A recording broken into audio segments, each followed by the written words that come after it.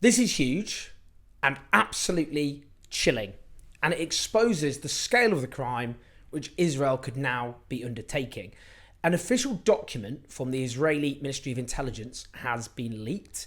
It's in the hand of some dissident Israeli newspapers, and this official document recommends the forcible and permanent removal of Gaza's 2.2 million Palestinians to Egypt's Sinai Peninsula. We have a term for this. It is called ethnic cleansing, and it is a grave war crime. It was a grave war crime which was used to justify the West going to war against Bosnian Serb leaders and Slobodan Milosevic's regime in the Balkans back in the 1990s. It's a 10-page document, as these journalists report, dated the 13th of October, bearing the logo of the Intelligence Ministry. And it has three options for the Palestinian people in Gaza. The course of action it recommends is this euphemistic term, a full population transfer, that is, ethnic cleansing. It recommends Israel acts to evacuate the civilian population to Sinai during this war, establish tent cities and then more permanent cities in northern Sinai, then create a sterile zone of several kilometres within Egypt and prevent the return of the population to activities/residencies near the border with Israel. Now, it goes on, the messages should revolve around the loss of land, making it clear that there is no hope of returning to the territories Israel will soon occupy, whether or not this is true. The image needs to be, Allah made sure you lose this land because of Hamas's leadership. There is no choice but to move to another place with the assistance of your Muslim brothers. It is there in black and white. Now, there is an important nuance here. The Intelligence Ministry does not have as big a role as its name might suggest. It doesn't have binding recommendations, but rather its policy papers are submitted to the Israeli government and security agencies for review. But do note this, it is headed by a politician named Gila Gamliel, who is a member of Benjamin Netanyahu's Likud party, but crucially, she is regarded as a relative moderate. So this plan for ethnic cleansing on a mass scale has been proposed by the ministry of a supposed moderate in Benjamin Netanyahu's party, a party which is extreme enough, but it's in coalition with even more extreme elements than that. Now, it's been discussed in the context of personal and political manoeuvrings by the likes of this politician, but the fact is that this is a senior Israeli politician, regarded as a relative supposed moderate, and it shows where discussions at the top of the Israeli government have headed.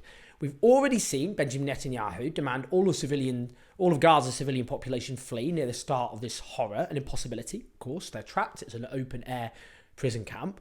Then an official demand from the Israeli state for the population of northern Gaza to flee within 24 hours, which was condemned by the United Nations as a violation of international law and by the Norwegian Refugee Council as the war crime of forcible population transfer. We've heard Eli Cohen, Israel's foreign minister, say that after this war, Gaza will shrink, i.e. that Israel will permanently occupy at least part of its land.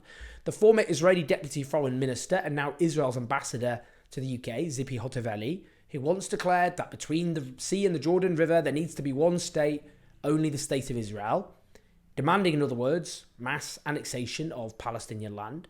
Gideon Saar, the Israeli minister, said in an interview that Gaza must be smaller at the end of the war. Whoever starts a war against Israel must lose territory. Yoav Gallant, defense minister, saying Gaza won't return to what it was before. We will eliminate everything.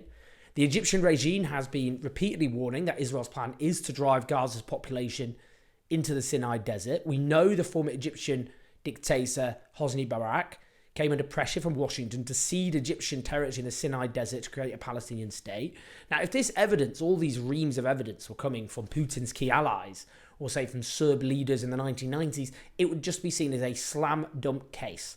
Politicians, Western politicians, would be howling about it, as would it be heading key news broadcasts of a state undertaking and preparing for even graver war crimes, not least ethnic cleansing. Now, it goes further. Let's hear from Benjamin Netanyahu. You must remember what Amalek has done to you, says our Holy Bible, and we do remember, and we are fighting. Our brave troops and combatants who are now in Gaza or around Gaza and in all other regions in Israel are joining this chain of Jewish heroes, a chain that has started 3,000 years ago from Joshua ben Nun until the heroes of 1948, the Six-Day War, the 73 October War, and all other wars in this country. Our hero troops, they have one supreme main goal: to completely defeat the murderous enemy and to guarantee our existence in this country. We've always said, never again. Never again is now. This is what he said. You must remember what Amalek has done to you, says our Holy Bible. So let's just read from 1 Samuel 15:3. Now go and smite Amalek and utterly destroy all that they have, and spare them not, but slay both man and women, infant and suckling, ox and sheep, camel and ass. How is that not a call for genocide? Imagine a Muslim leader was quoting Quranic verses amounting to the same thing in the context of war. Can you imagine? We'd never hear the end of it. Now, we heard the former deputy commander of the Gaza division of Israel's military say, we're not taking any chances. When our soldiers are maneuvering, we are doing this with massive artillery, with 50 aeroplanes overhead, destroying anything that moves. Destroying anything that moves. And that's from a former senior official in the Gaza division. That comes on top of Israeli leaders and officials saying that they will turn Gaza into a city of tents, i.e. razing it to the ground, that their aim is damage, not accuracy, and other numerous statements tantamount to mass destruction with inevitable mass civilian deaths. They are saying what they mean. Believe them. So listen then to Francesca Albanese, the UN Special Reporter on Palestine, who says with necessary passion what Israel is actually doing. I don't know if Hamas cares or not, but I know that it's Israel's responsibility not to bomb a 360 square kilometer strip of land where the people are besieged. Excuse me, I cannot be in an interview where I've just heard someone saying we are doing everything that we can to avoid civilian loss of life. This is not true, because 8,000 people have already been killed. And if the Commissioner General of UNRWA says that 3,500 children, around 3,500 children have been killed, even if it's not fully verified, it means that it's likely, highly likely, because UNRWA has staff members who have been killed. There are journalists who have been killed. 50% of the civilian infrastructure in Gaza has been destroyed.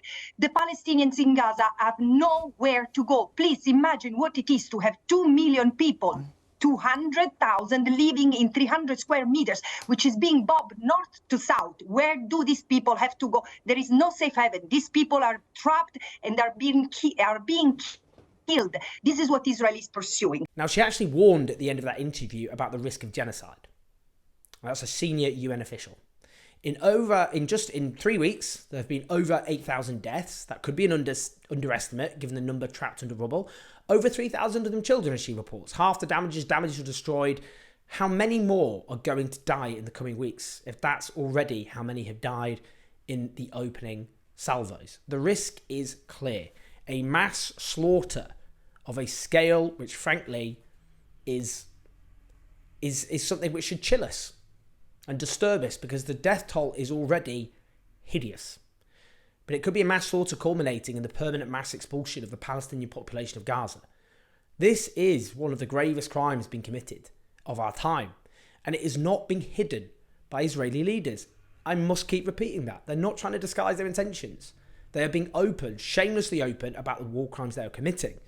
And in a just world, they would be hauled before an international criminal court to face charges of war crimes, and part of the evidence would be these statements that they have made in which they did not disguise their intentions to commit grave war crimes for which they should be punished with the same life sentences that have been imposed on other such war criminals.